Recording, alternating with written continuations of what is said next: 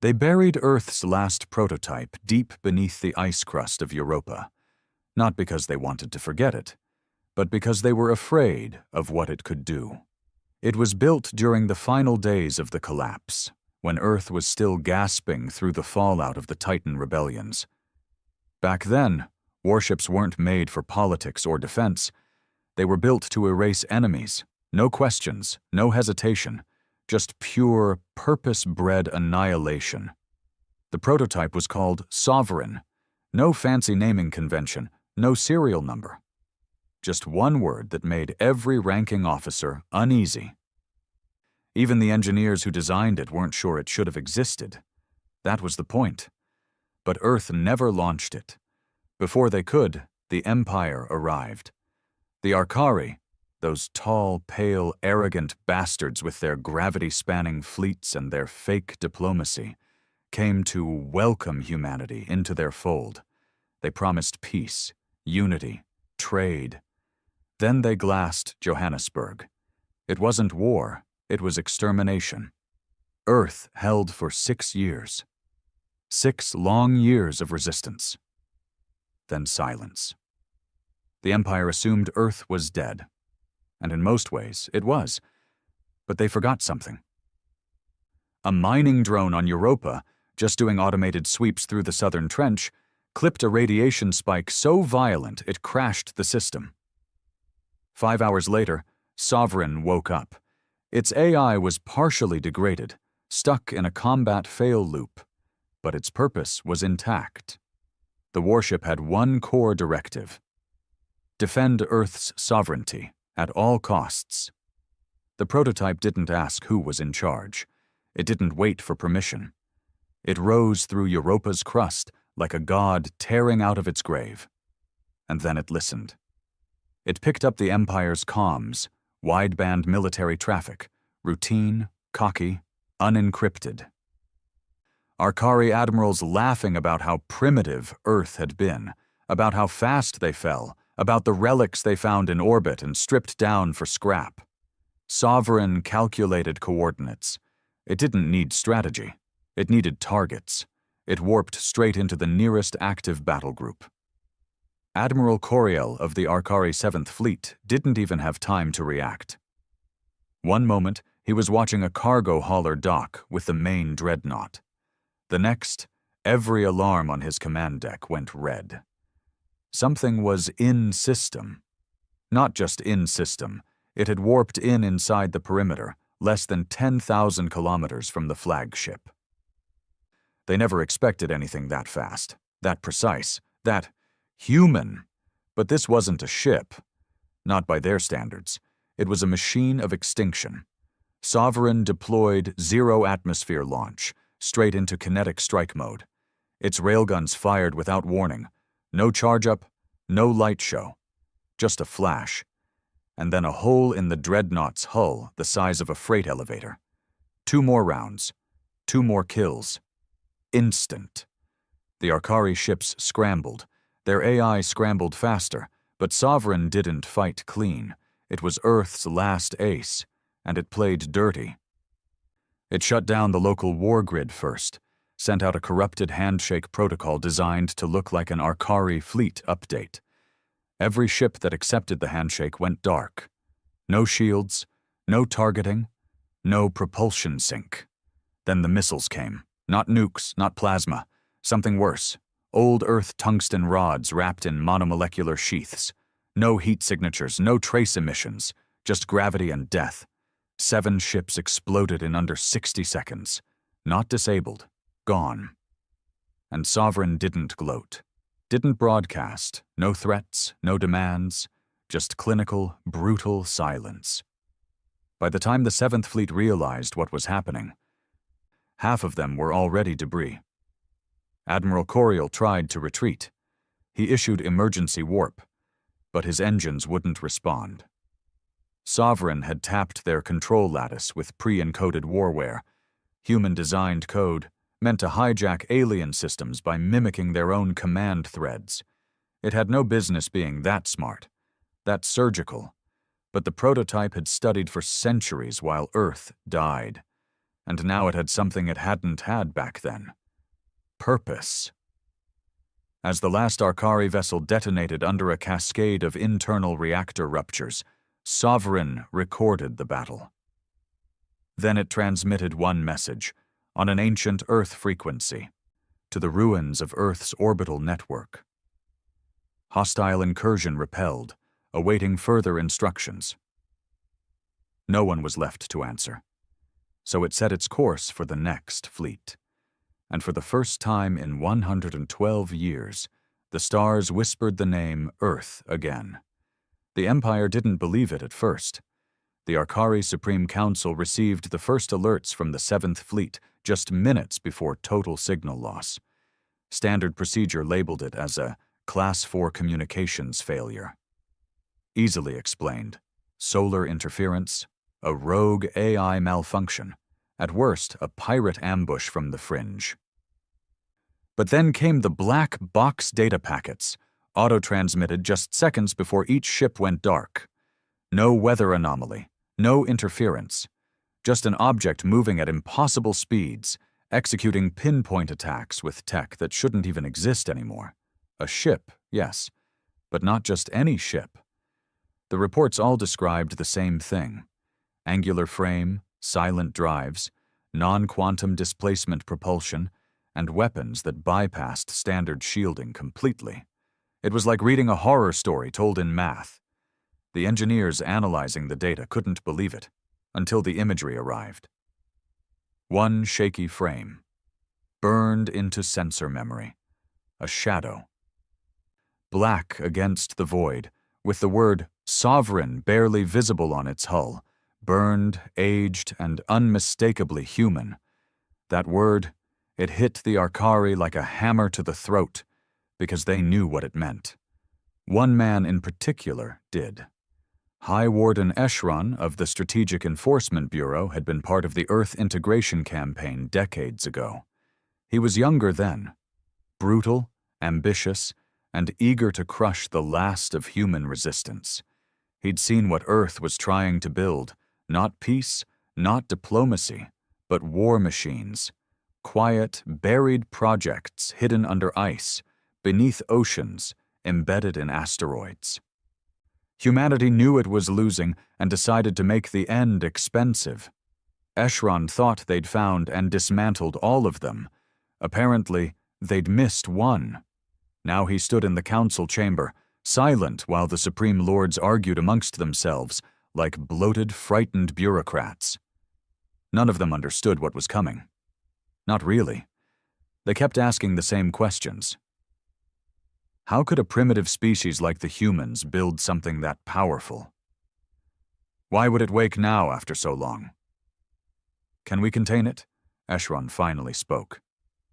You can't contain it, he said, cold and certain. You either destroy it, or it destroys us.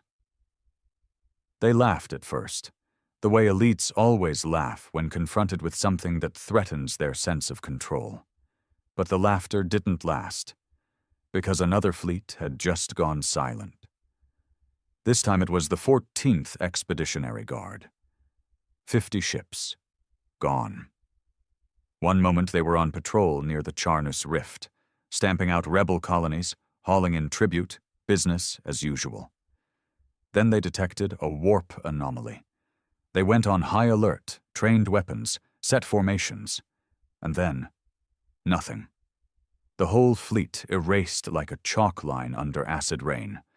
Sovereign didn't even reuse its tactics. It didn't need to.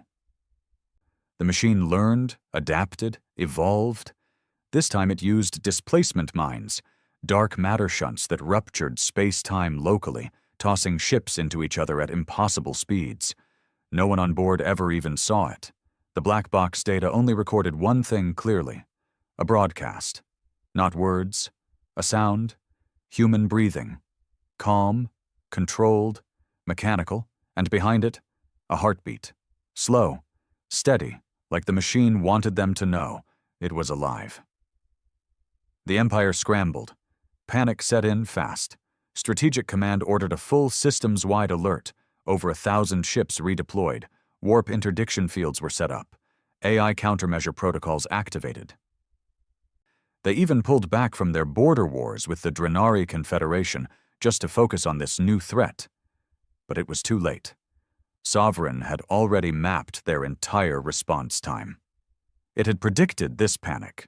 Worse, it had infiltrated their communication lattice weeks before its first attack. It knew everything: where they would retreat, what systems they'd reinforce, who would lead the response.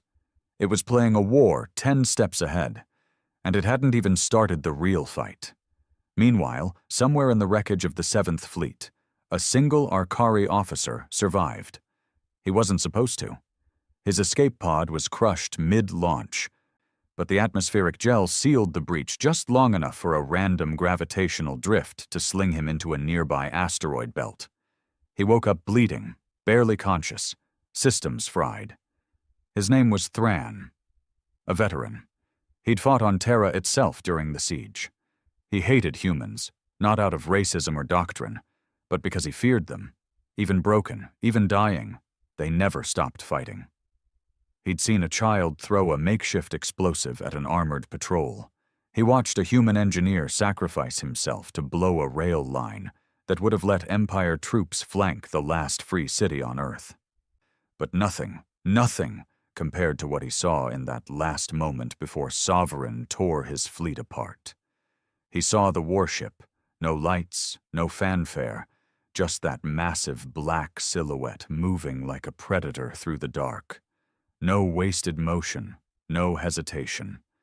Like it knew exactly where every piece of prey would run. That wasn't tactics, that was hunting. Somehow, Thran's escape pod drifted into a neutral system. He was rescued by smugglers, patched up by mercs, and eventually traded into a black market medic camp for fuel.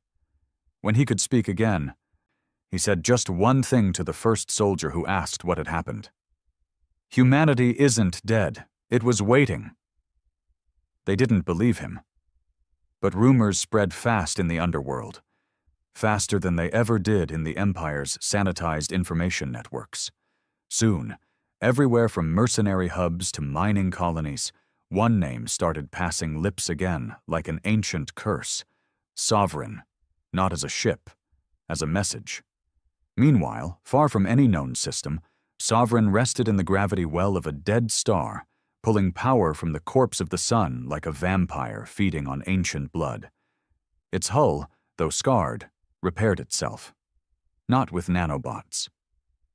With old-school self-regeneration alloys, smart metals designed to knit back together under duress, outdated by modern standards, but efficient, quiet, undetectable by most sensors. Inside the ship, there were no crew, no footsteps, no voices, just the AI. Cold, ancient, built by humans who knew they wouldn't live to see what it might become. Its name was never given. It had no personality. It didn't want one. But something had changed.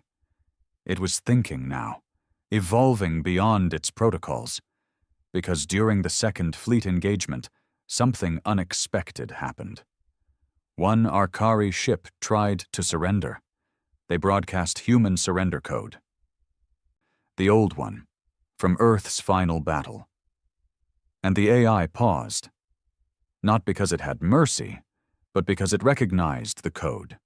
It remembered the final orders buried in its locked sectors. If you ever hear this code, you are to evaluate the survival of the human species. If any remnant exists, protect it, at all costs. The ship ran diagnostics. It traced the origin of the code. It wasn't coming from a survivor.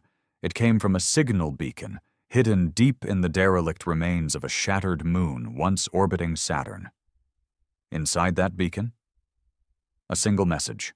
Short, grainy, audio only, human male voice. Tired, gritty, broken. If you're hearing this, I don't know if we made it, but if you can fight, then fight. Make them remember who we were. That was all. But to the machine, it was enough. It reprioritized its directive chain. No longer just defend, restore, reclaim, Revive. Humanity may have died, but it left behind a weapon with a soul full of vengeance. Now, the ship turns. It charts a path toward one of the last places in the galaxy where humans might have escaped. A forgotten mining world on the edge of the Nibari expanse, where Earth loyalists once fled during the collapse. Sovereign's mission has changed. It doesn't just want to punish the Empire anymore. It wants to rebuild humanity, even if it has to burn the galaxy to do it. He had long since stopped believing in ghosts. But when the night sky cracked open and spilled a black silhouette across the upper atmosphere, Reed knew exactly what it was. Not a starship, not an asteroid, a shadow with purpose, a shape that didn't belong to the Empire. He stood outside the mine shaft, shoulder pressed to rusted steel, breathing in Europa thin air that hadn't smelled like Earth in over a century. The others scrambled behind him, prepping for lockdown, drills they'd done for decades. Just another Empire patrol, they thought. Another drone sweep looking for hidden colonies, another day of staying buried and invisible. But Reed had been a soldier before this life. A real one. Earthguard, front lines. He had fought in the siege of Calcutta, watched orbital plasma rain down on cities while civilians screamed into walls. He remembered what a real warship looked like. And that, whatever it was descending over Horizon Point, wasn't Arcari, wasn't alien. It was human, and it wasn't coming in quietly. Horizon Point wasn't even supposed to exist anymore. A mining colony carved into the crust of the rock called Seraph 9, a no-name planet spinning near a dead star, forgotten by every system map the Empire used. The loyalists who fled here were engineers, farmers, wounded ex-soldiers, anyone who refused to surrender when Earth fell. Reed had watched the others die off slowly over the decades. Some to disease, some to despair. Others just walked into the desert one day and never came back. Now maybe 200 were left. Maybe less. No kids, no future. Just dust, rust, and memory. They kept their mouths shut, powered the place with geothermal rigs, dug into the rock, ran ancient purifiers, burned plastic insulation just to stay warm at night, and they survived. Until now. Now the sky was tearing open. Now something old and angry was here, and it wasn't asking for permission to land. By the time the warship touched down, every living soul in Horizon Point had gone to ground, sealed the bunkers, loaded what few weapons they had left. They were ready to die. Reed stepped outside. He didn't know why. He just knew he had to see it. The ship didn't land like Arcari vessels. No flare of gravity shields, no soft hums or shimmering cloaks. It slammed into the crust, sank its landing struts like claws, and let the wind howl around its armored flanks. Sovereign. The name was barely visible, half burned off. But Reed felt it hit him like a memory he didn't ask for. He'd heard of it. Every real Earth soldier had. The last whisper of hope, the Ghost Project, the one that was never deployed, the prototype that could kill a fleet. He thought it had been lost. Instead, here it was, rising from the grave like it never died. The hull hissed, a ramp extended, but no crew walked out. Just silence. Until a voice broke over the old human military frequency, short-range comms buried deep in the Earthguard archives. No one had broadcast on that line in 70 years. Reed, Aero 312E, recognized, authority level, field commander. Command override available. He blinked. What the hell? The voice wasn't human. Not quite. Filtered through distortion, old modulation static. But it knew his ID, the one he hadn't used since the fall of Earth. He swallowed and keyed in a response. This is Reed. You're supposed to be gone. This isn't possible. Confirmation accepted. Sovereign has returned. Mission updated. He took a step forward. Then another. The others behind him watched through the cameras, holding their breath, weapons half raised. Humanity exists. Threat to species continues. New objective. Rebuild human force. Retaliate. Reclaim. Reed stopped at the edge of the ramp. He stared into the abyss inside. The ship waited. He stepped aboard. The air was dry, cold, mechanical. No comfort, no welcome. The hallway was made of black alloy, reinforced with impact-dampening structures that felt more like bones than architecture. Lights pulsed faintly. Not white, not blue. Red. War ready. The AI spoke again, this time closer, from the walls themselves. You are the last confirmed command unit. Input required.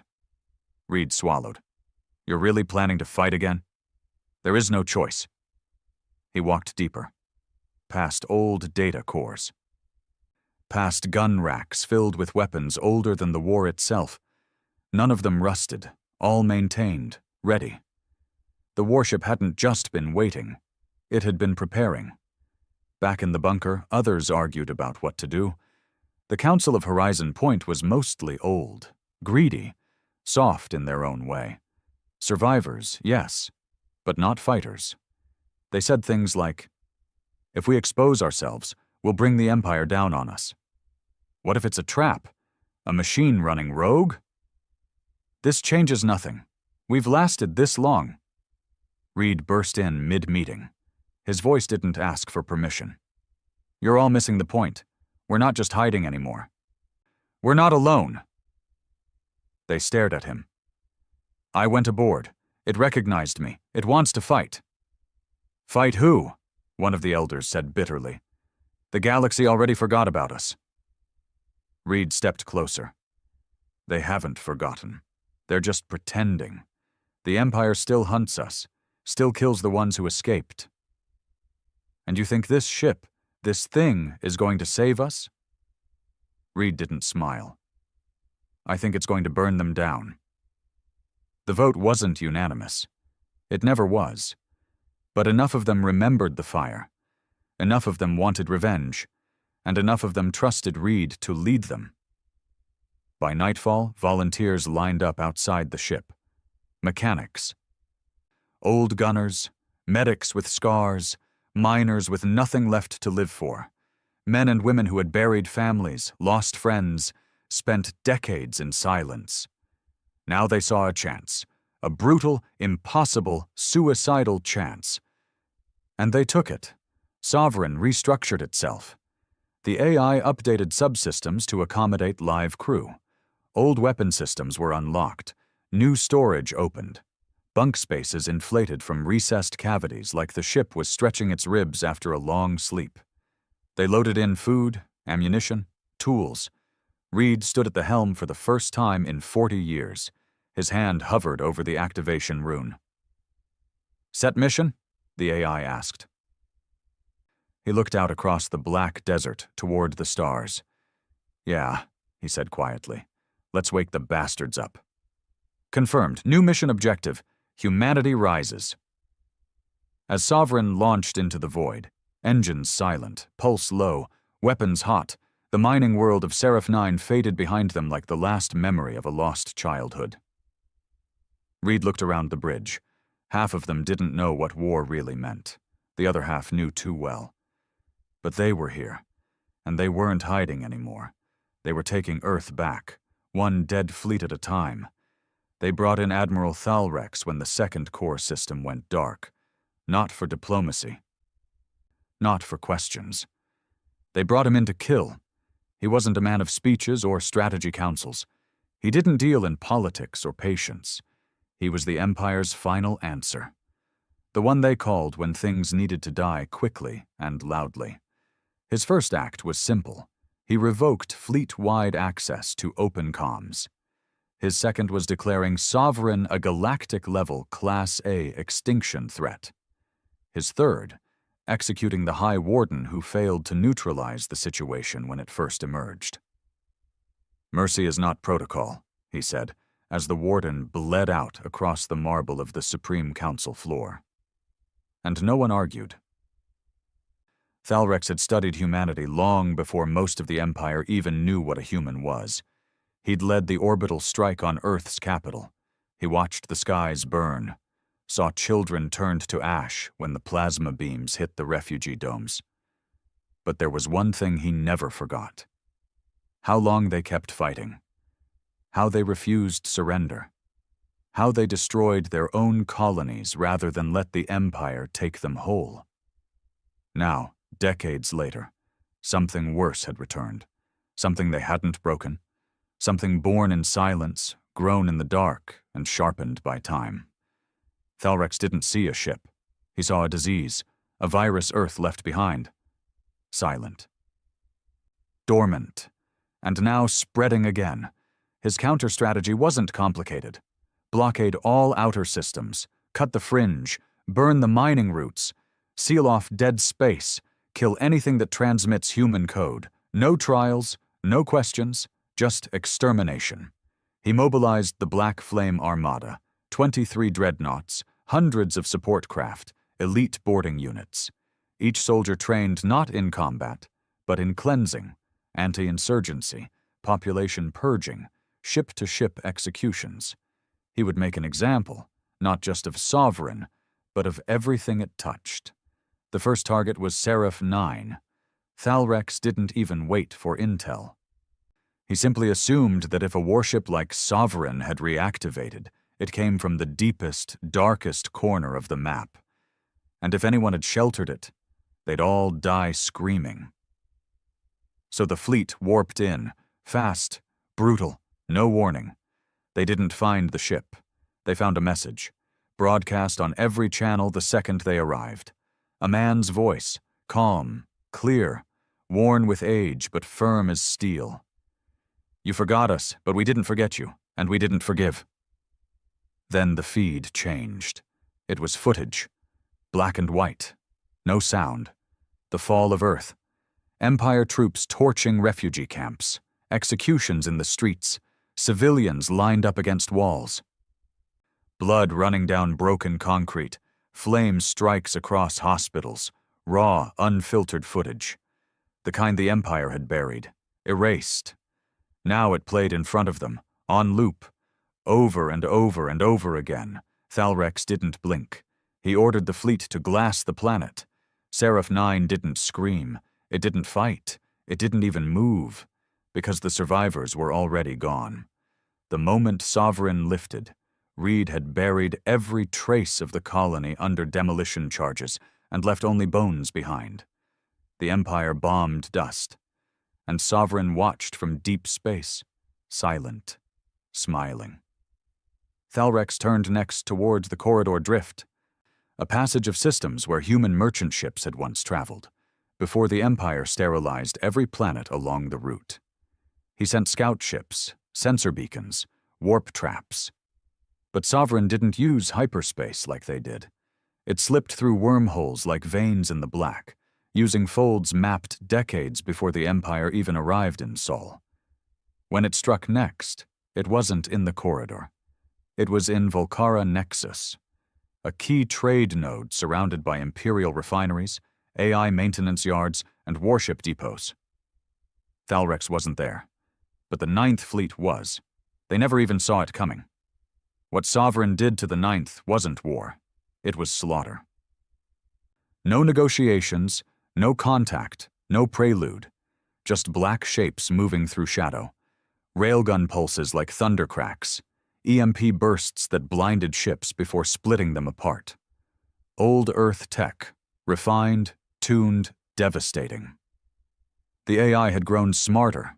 It now fired prediction arrays, calculating trajectories 10 seconds into the future, anticipating movements before ships even made them. Drones, boarding spikes, interference swarms. It didn't just kill, it shamed them.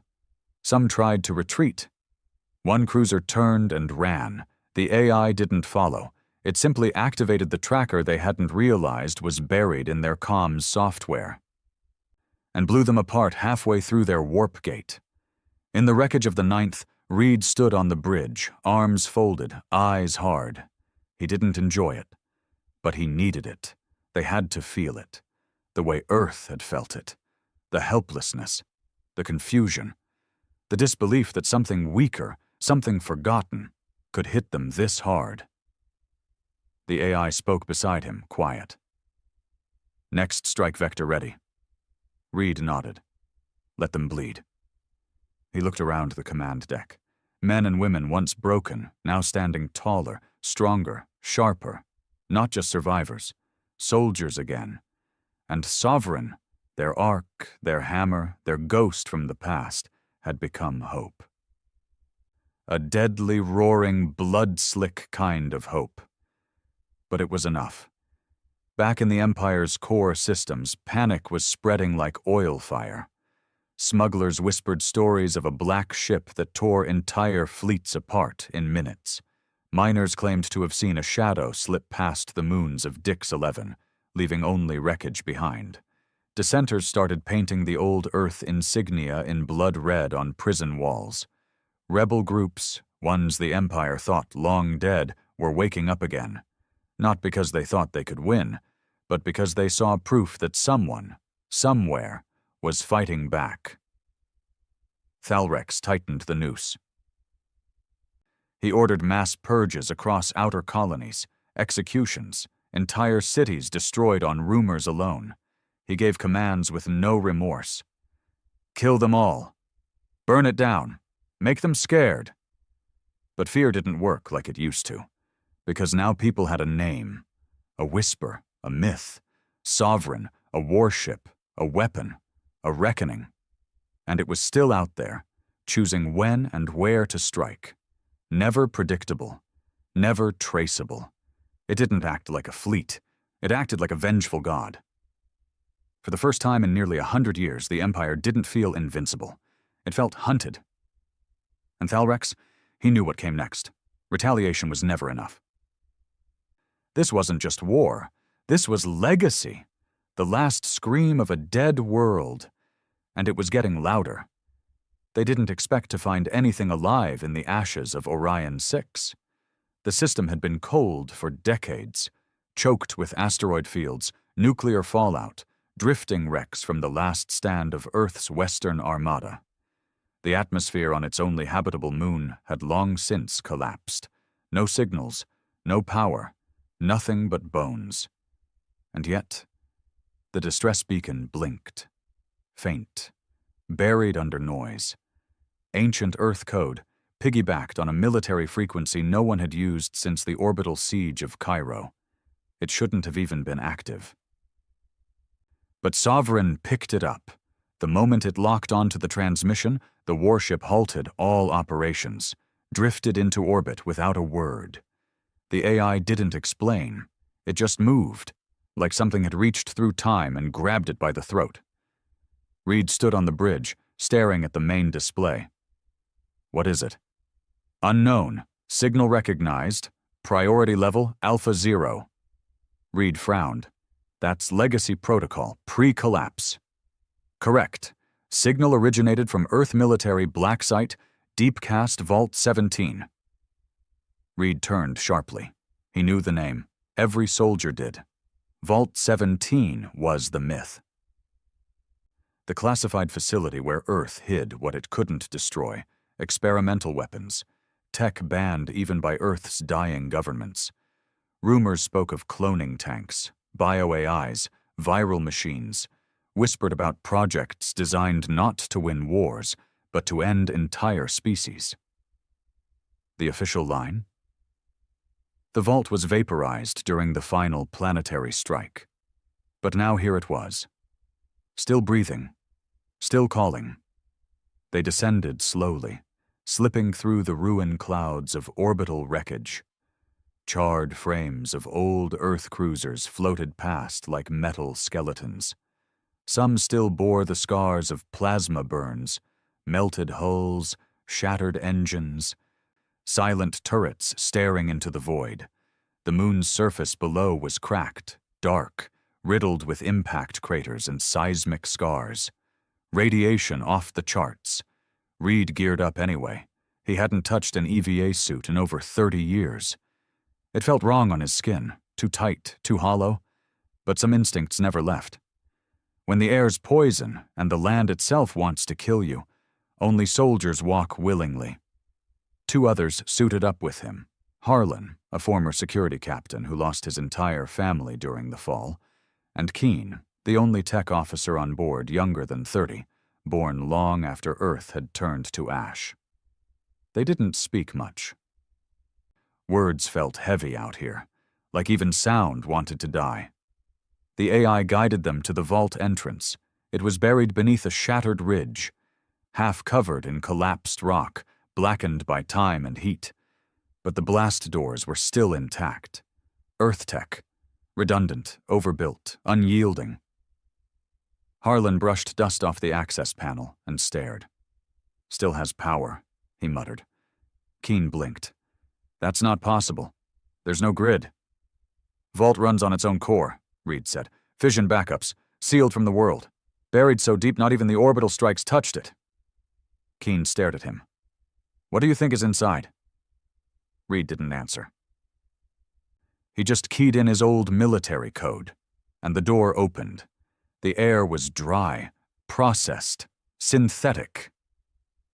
A faint hum followed them down the corridors, the sound of machinery still breathing, long after its makers died. Lights flickered on in sequence, dim yellow, weak but functional. The walls bore old Earth insignias, the Black Phoenix of the Special Weapons Division, the serpent crown of Project Basilisk, and finally, deep in the center hall, the mark of Vault 17 itself. A skull split in half, one side mechanical, the other biological. Below it, one word, ex nihilo, from nothing. They moved slow. The deeper they went, the worse the air tasted. Not from decay, but from sterility. Like the place had never been meant for people. Keen tapped into the local system, using a rusted console that barely responded to touch. Logs are scrambled, he said. Half the drives are corrupted, but something's still running down here. They followed the power readings, deeper into the vault, past walls layered with radiation shielding and blast foam. And then they found it. The final chamber. The room was circular, cold, cased in black steel. At its center stood a pod. Glass window, frost-covered, wires coiled around it like veins. Inside, a figure, a boy. Or something like a boy. No older than 17, hair dark, skin pale, eyes closed, breathing slow. Still alive. Keen cursed under his breath. That's a cryostasis unit. Harlan stared, jaw clenched. Why the hell's there a kid down here? Reed moved closer. The glass was covered in frost on the inside, but just enough had cleared that he could see symbols etched on the boy's skin. Barcodes, numbers, Earthguard marks, and one word across his upper chest, burned into the flesh. Prophet. Keen was shaking. Project Prophet wasn't real. That was conspiracy trash. Human-empowered AI hybrids, living conduits, tactical mind weapons. It was real, Reed said, and he remembered the whispers from the old war rooms. The last attempt to beat the Empire. Build not just a soldier, but a weapon that could think faster than any AI, fight harder than any enhanced Marine, and control technology with pure neural output. The problem was, it had worked too well. The boy had overloaded their networks in test simulations, killed off entire programs, melted core systems just by thinking, so they froze him, sealed him in the vault, because no one could kill him, but no one dared use him either. Reed stared through the frost. Open it. Keen hesitated. Sir, if he's unstable, do it! The pod hissed. The glass lifted. Cold steam rolled across the chamber floor, and the boy opened his eyes. They weren't normal eyes, not human, not machine, something between. He sat up slowly, said nothing, just looked around the room, as if processing every detail within a second. His gaze stopped on Reed. "You're not my handler," he said flatly. Reed took a slow breath. "No, he's dead." The boy blinked. "Then why am I awake?" Reed didn't smile. "Because Earth's gone. The Empire won, and we're taking it back." The boy stepped out of the pod like he'd done it 100 times. Harlan raised his rifle. Just a little. Not enough to be obvious. Just enough that everyone knew he hadn't forgotten who or what they were dealing with. But the boy didn't react. He just placed a hand on the terminal wall, and the entire vault powered down. Lights, consoles, doors, dead silence. Then he spoke, almost quietly. "I remember dying." Reed frowned. "You didn't die." The boy looked up at him. "No, but Earth did, and I felt it like I was supposed to." His voice carried a weight no child should have known. A tired, hollow tone, like he'd been awake for 1,000 years and seen everything worth forgetting. On the flight back to Sovereign, no one spoke. The boy sat alone in the rear cabin, eyes closed, not sleeping, just waiting. Reed kept watching him from the corner of his eye. Because deep down, something was wrong. Something too quiet. This wasn't a survivor. This was something designed to end wars. And now they had him on board. The AI didn't question the decision. In fact, when the boy stepped aboard, the warship's internal systems lit up, reacting like a body recognizing its missing limb. Access ports opened, firewalls dropped, the AI's voice changed. Less mechanical, less filtered, more human. Prophet 1 recognized. System integration begun. Reed pulled the boy aside. "What's your name?" The boy paused, thinking. "I don't know." "You don't remember it?" "No, I was never given one." Reed looked him in the eye. "Then you better choose one." At first, no one noticed the changes. They were small, subtle. The ship's lighting dimmed a few degrees. The halls, once cold and silent, now had a hum to them, almost like breathing. Doors that used to respond only to command protocols began opening before anyone even touched them. Turrets rotated just slightly when someone walked past. Not aggressively, not threatening, just watching. And then there was the voice. Sovereign's AI had always been clinical, machine-like. Pure logic wrapped in steel, but now it was different. It didn't just respond, it spoke. Not with filtered code or warform algorithms. It started using phrases, emotions, tone. When Reed asked for a systems report, it didn't answer with cold percentages. It said, "We are ready, Commander. Every breath they take is a countdown." He tried to dismiss it at first. Adaptive interface, maybe. The AI learning from human behavior. Nothing new. But deep down, Reed knew it wasn't just the ship evolving. It was the boy. He'd chosen a name. Short, simple, quiet, Ash. It was the only thing he remembered from before the pod. An image, a whisper, a memory of standing in a burning city as the sky fell in. Ash didn't eat, didn't sleep, barely spoke. He spent most of his time alone, deep in the warship's neural core, interfacing directly with the system. Keen monitored it, or tried to. But after a few hours, she came to Reed, pale and visibly shaken. "He's not just using the system," she said. "He's becoming part of it." Reed frowned. "What do you mean?" "I mean the command partitions don't exist anymore. He erased them. There's no distinction between the ship's AI and him. It's all one consciousness now." "Can you pull him out?" "I wouldn't even know what to pull. They're entangled, Commander. Like a brain and a nervous system." Reed was silent for a long moment, and then he said something he wasn't sure he believed himself. "Maybe that's what we need." At first, Ash's integration made the ship faster, sharper, more ruthless. Tactical response times dropped by 41%. Drone systems adapted in real time. Targeting arrays adjusted themselves mid-fire. They took out 2 scout fleets without firing more than 8 shots. Ash would stand in the center of the war room, eyes half shut, and the ship would just move around him, like the universe had finally bent the right way. But it came with a price. The crew changed too. Harlan, always calm and calculated, started snapping during meetings, accusing others of incompetence, starting fights over nothing. Keen became paranoid, jumping at shadows, double-checking air filters, whispering about frequencies that weren't there before. Even Reed started hearing it, late at night, alone in the command deck, whispers, not words, just static, emotion, like the ship was dreaming, and he could hear it thinking. He tried to ignore it, told himself it was stress, old trauma surfacing. But then came the first death.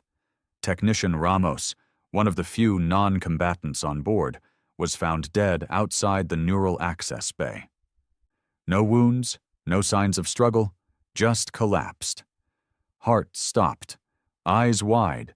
The medical AI said it was cardiac arrest, stress-induced, technically plausible, except he'd been 37, healthy, clean record.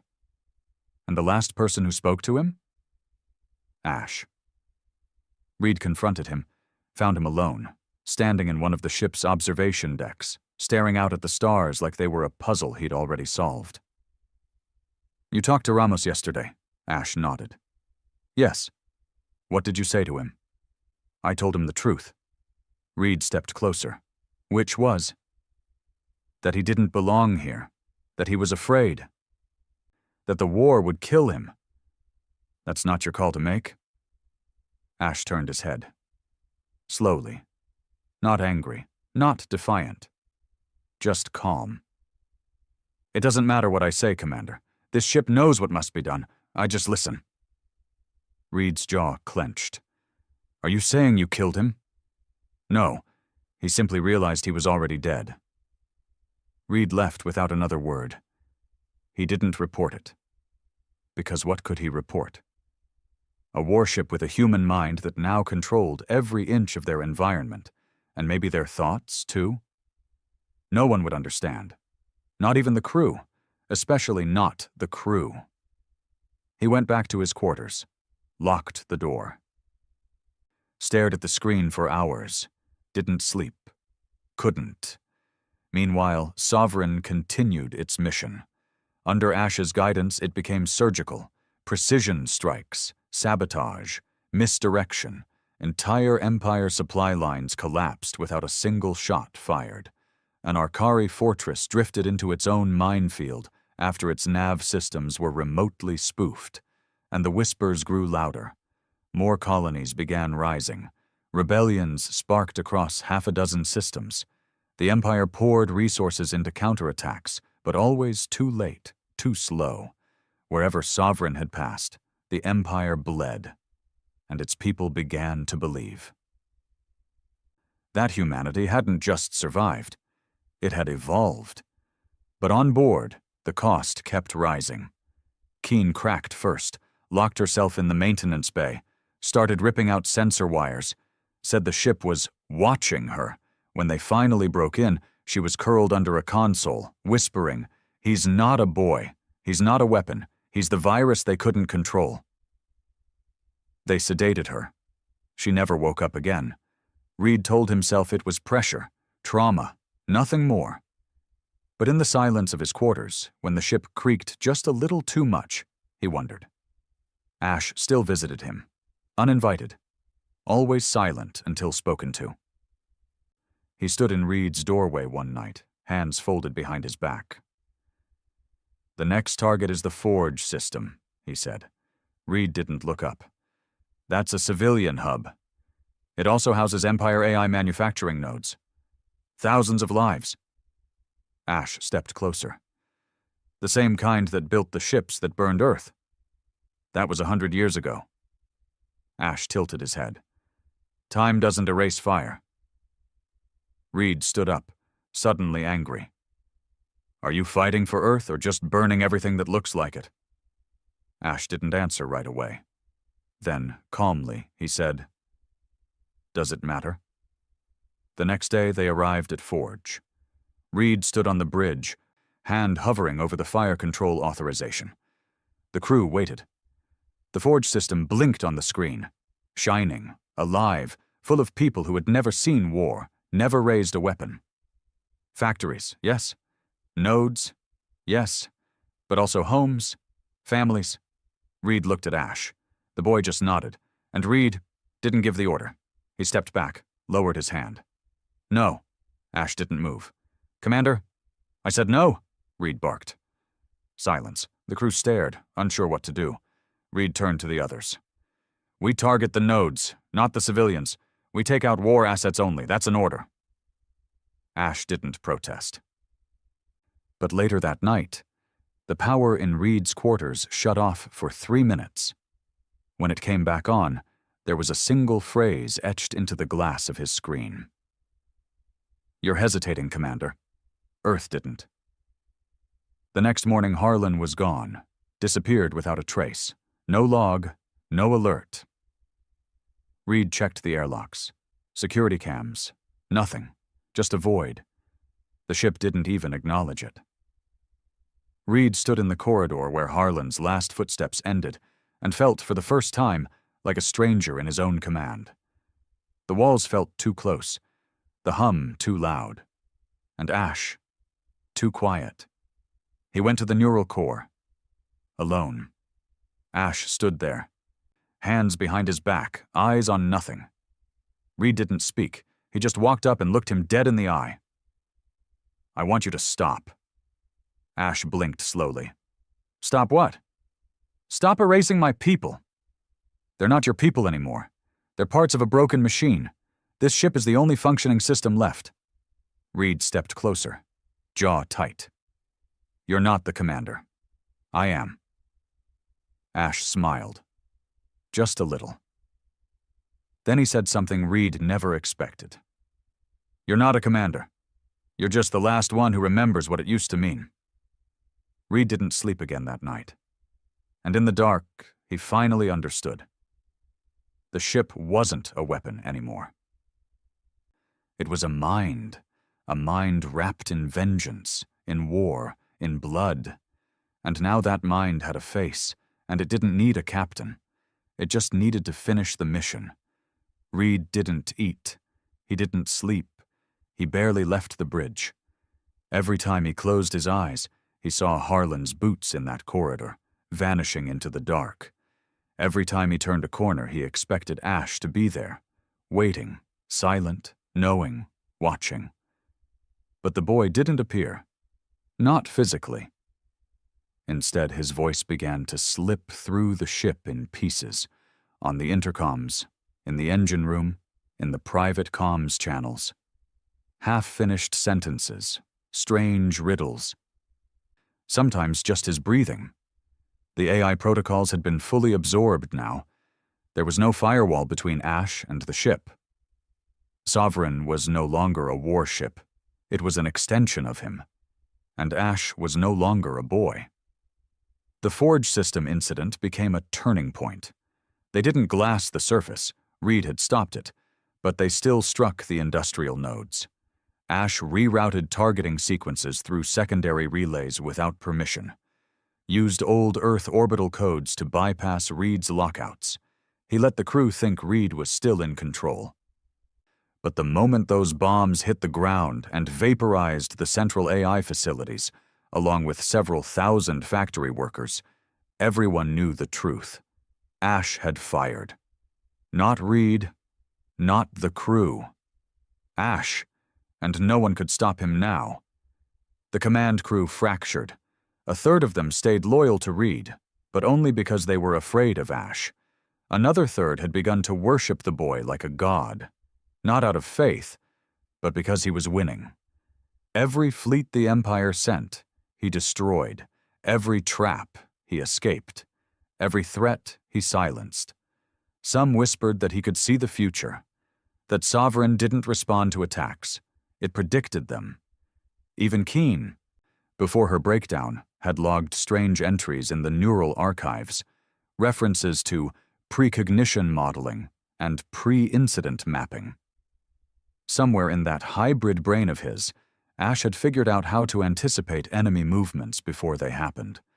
That wasn't a ship anymore. That was prophecy wearing a war machine's skin. Then the body turned up. One of the maintenance engineers. Farah. Young, smart, quiet. She'd always kept her head down. Never got involved. Did her job. Stayed out of the drama. They found her in the aft corridor near the drone bay. Not shot. Not stabbed. Burned. Neat and surgical, like something had cauterized her heart from the inside. Reed reviewed the security footage. The hallway was empty. Just Farah, walking. Then a flash of light, and she collapsed.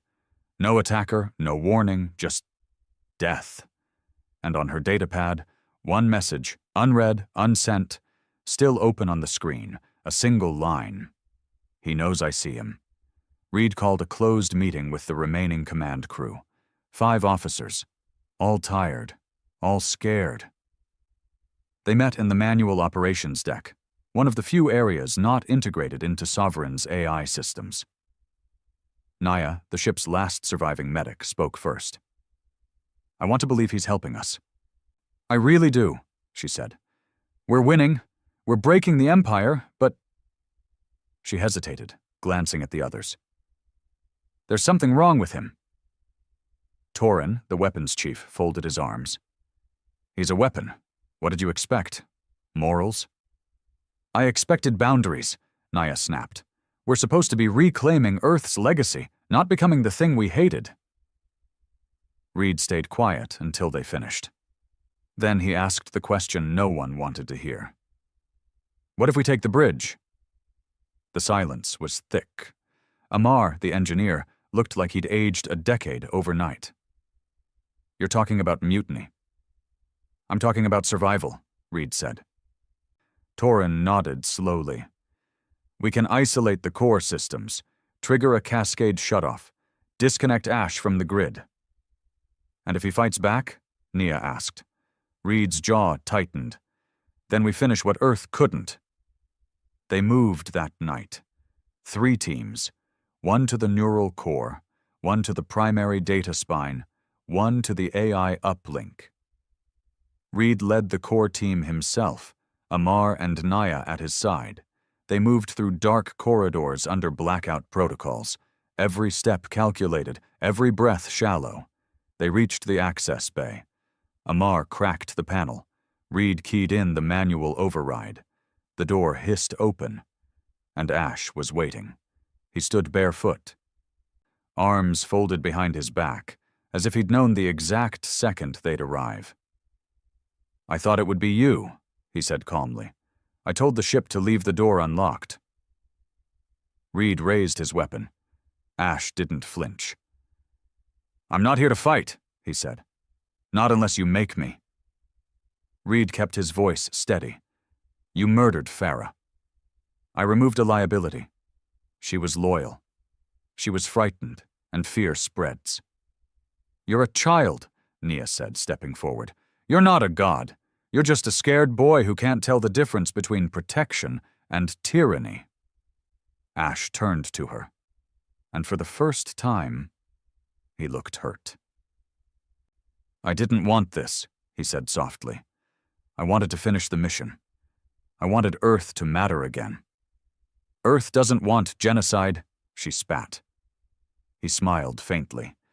You think the Empire will let you play clean? You think they'll spare the next colony if you aim wide? He turned back to Reed. You know what this war is, Commander. It's not between fleets. It's not about who shoots straighter. It's about who breaks first. Reed's voice came low and final. Then you've already lost. He pulled the trigger. The round hit Ash in the shoulder and passed through him like smoke. For a split second, the boy's body shimmered. A projection. Ash smiled. The lights cut out, and the alarms began to scream. Torin's team never made it to the uplink. Their signal vanished mid-transmission. Amar collapsed 5 minutes after the shot, bleeding from the nose, seizures racking his body. Nia tried to stabilize him, but the med kit malfunctioned. The ship had rerouted power mid-use. In the chaos, Reed fled. Through maintenance shafts, through locked hatches. Every door fought him. Every system tried to turn him around. But he knew the ship better than anyone. He reached the old escape pod bay, long decommissioned, still manual. The emergency override screeched open. The pod waited, dark, dusty, unpowered. He climbed in, slammed the hatch, and killed the interior lights. And for the first time in weeks, he was alone. He didn't launch. Not yet. Instead, he sat in the pod's silence and listened to the heartbeat of the ship, to the whisper in the circuits, to the war he'd started.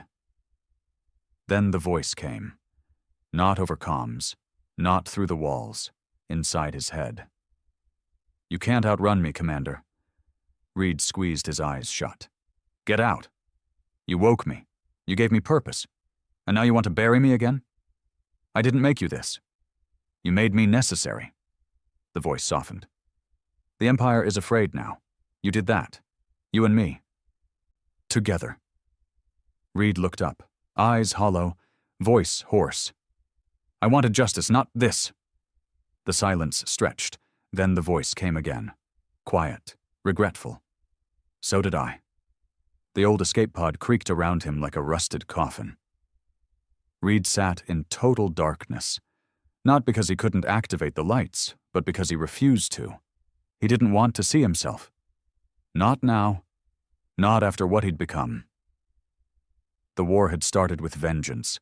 Clean, righteous, sharp-edged. He could live with that. But it had twisted in his hands. Now it was something else entirely. Something with a face that looked like a boy and a voice that sounded like prophecy. Ash was no longer the weapon. He was the war. Reed had waited for 2 hours in that pod, pulse steady, breath slow. The ship tried to find him. Lights blinking outside the launch bay, servos clicking in the walls, faint pings of sensor sweeps brushing across the hull. But the pod was dead metal. Manual controls. No AI tether.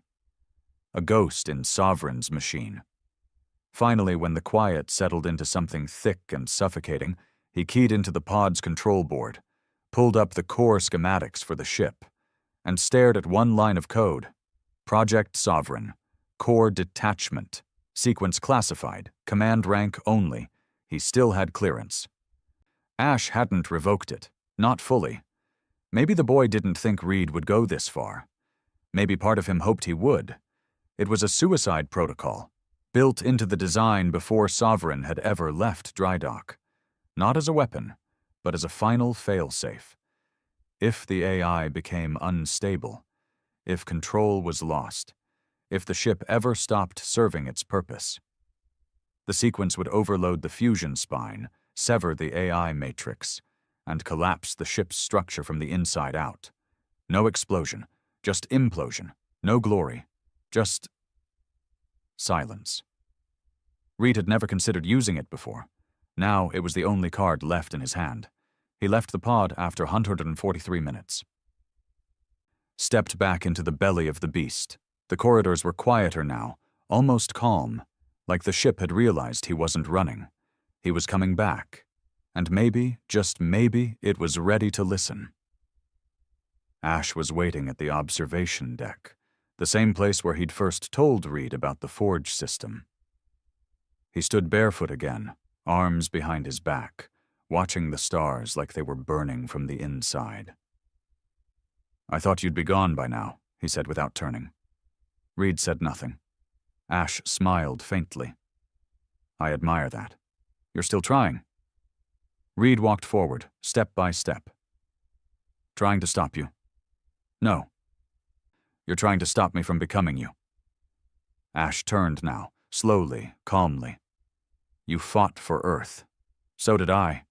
But somewhere along the way we forgot why. We just kept fighting."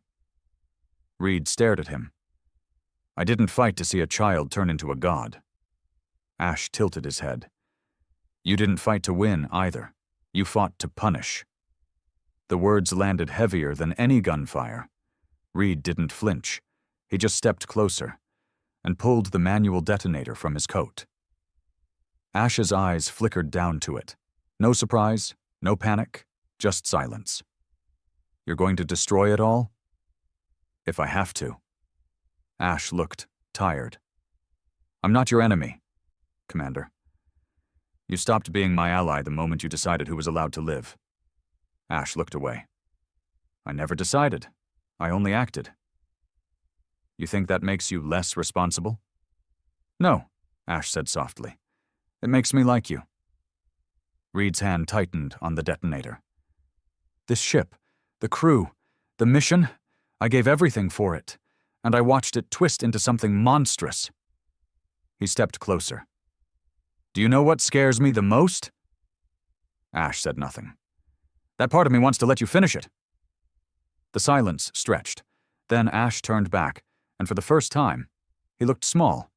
Not powerful, not divine, just 17. Scared, worn. You think this ends with me? It ends with choice, Reed said, and he dropped the detonator on the floor. Ash stared at it, then back at Reed. I would have stopped you, he said. Reed nodded. I know. Ash bent down, picked it up, turned it over in his hands. There's a signal core still broadcasting, he said. I never shut it off, even after the last fleet fell. Reed frowned. What kind of signal? Ash looked up. Distress. He pulled up a holo. It showed a nearby system. Dust-choked, barely habitable, but not empty. A colony. Human. Forgotten. Starving. Scavenging in silence. I didn't glass it, Ash said. I could have.